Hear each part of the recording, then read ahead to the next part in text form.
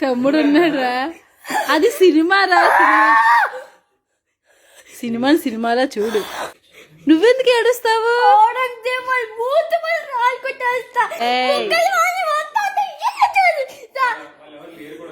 ఇప్పుడు ఎవరు లేరు నాన్న, అది ఎప్పుడో అది 500 years బ్యాక్ జరిగింది. ఇంకెవరు పుట్టలేదు. ఇంకా ఎవరెందుకు సంభా ఉన్నారు, ఏం చేసినా కానీ ఏమంటున్నారు, ఏం చేసినా కానీ తను ఏం చెప్తున్నారు, జగదంబ చేస్తున్నారు. అంతేగాని అన్నెసెసరీగా ఏదైనా మాట్లాడుతున్నారా? ఎవరు చేసిన మిస్టేక్ కి వాళ్ళు ఖచ్చితంగా పనిష్మెంట్స్ అనుభవిస్తారు.